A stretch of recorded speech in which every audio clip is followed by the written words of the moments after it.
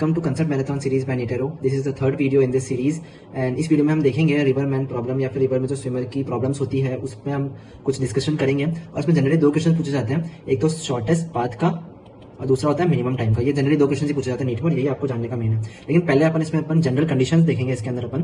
तो general conditions में अपन देखते हैं पहले कि एक रिवर में बोट या फिर एक स्विमर है जो एक थीटा एंगल पे परपेंडिकुलर से मूव करना स्टार्ट करता है।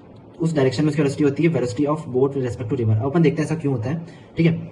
और इस डायरेक्शन में होती है वेलोसिटी ऑफ रिवर।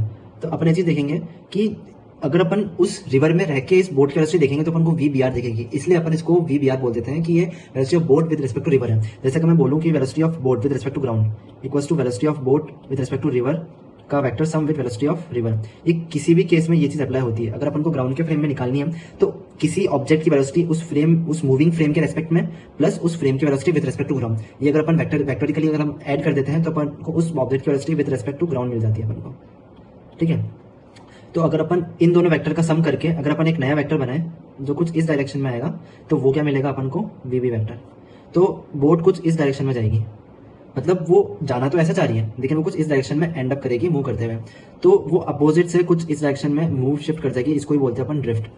ये डी विड्थ है रिवर की, ठीक है, और ये थीटा एंगल है। हाँ, इसमें एक और ये है कि ये थीटा डैश एंगल जो है, थीटा डैश एंगल, इसका भी सिग्निफिकेंस ये कि क्वेश्चन में कभी बोल देता है this is the angle with respect to river flow, मतलब रिवर फ्लो से कितना एंगल पे वो मूव कर रहा है, ठीक है। अपन कुछ टर्मिनोलॉजीज देख लेते हैं। मैं आपको कंसेप्ट से और वेक्टर सम से कैसे क्वेश्चन को सॉल्व करना है वो चीज आपको समझ आ जाएगी वीडियो में, लेकिन आपको कुछ चीजें याद करनी पड़ेगी कि क्वेश्चन में कैसे टर्मिनोलॉजी से वेलोसिटीज गिवन होती है।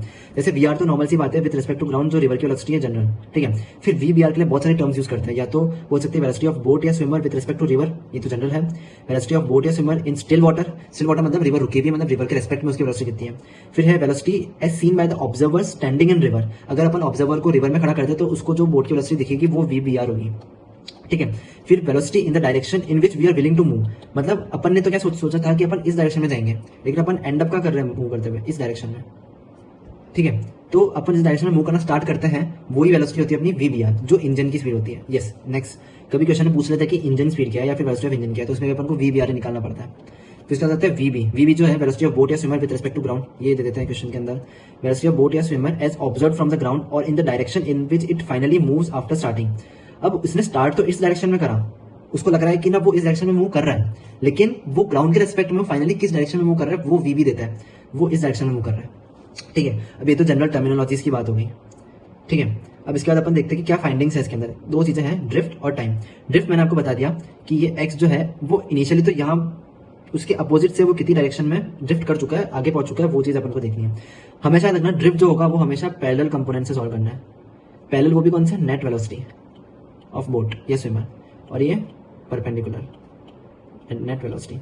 अब पैरेलल और परपेंडिकुलर किससे, रिवर फ्लो से, किसकी, बोट की नेट वेलोसिटी का पैरेलल कंपोनेंट जो होगा वो तो ड्रिफ्ट बताएगा अपन को, और टाइम जो होगा वो अपन को परपेंडिकुलर कंपोनेंट से मिलेगा।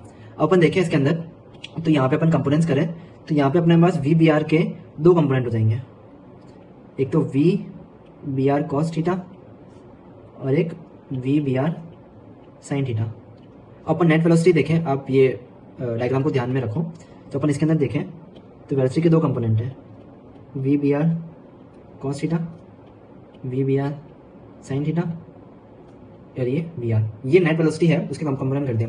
तो अपन ड्रिफ्ट के लिए क्या होगा, V parallel net into time.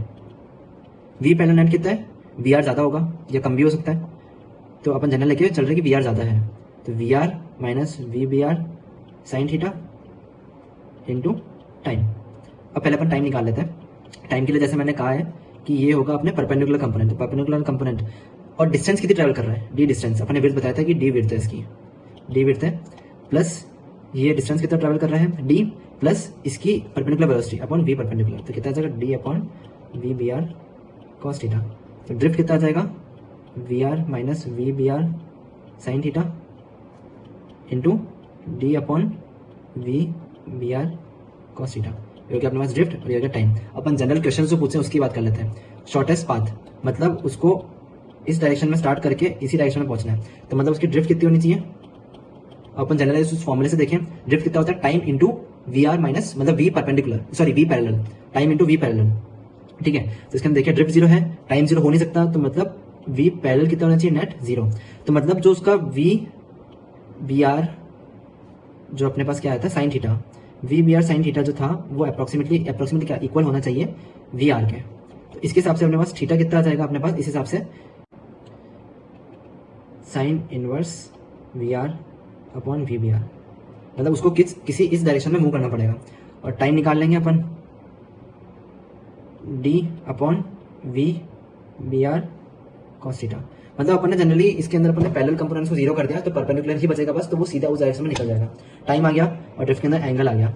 अब इसके बाद अपने पास नेक्स्ट क्वेश्चन आता है minimum time to reach the other bank.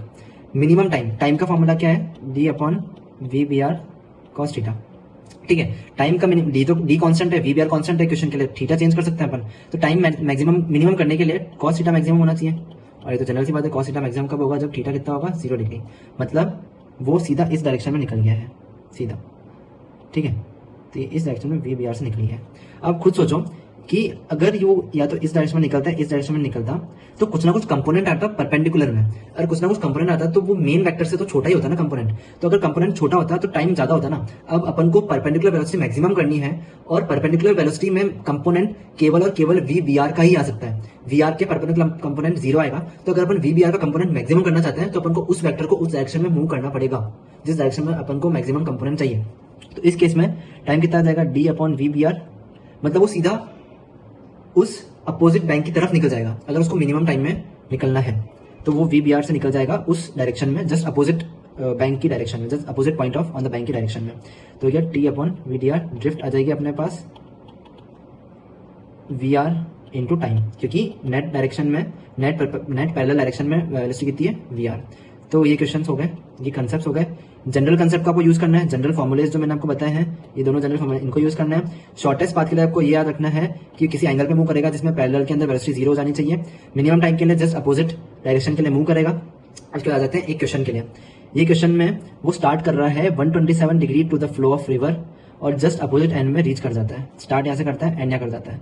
Velocity of river दे रखी 14 मीटर पर सेकेंड, विड्थ दे रखी 400 मीटर। अपन को फाइन क्या करना है, एक तो इंजन स्पीड मैंने आपको बता दिया ऊपर, time needed to cross the river. आप इस क्वेश्चन को सॉल्व करो, आंसर निकालो, कमेंट सेक्शन में डालो। इसका सॉल्यूशन आपको टेलीग्राम चैनल पे मिल जाएगा, पूरा सॉल्व करा हुआ, आप उसे क्रॉस चेक कर लेना। अगर आपको नहीं आता है तो आप पूछ लेना। Please like, comment and share this video if you find this helpful, and join Telegram channel for more updates.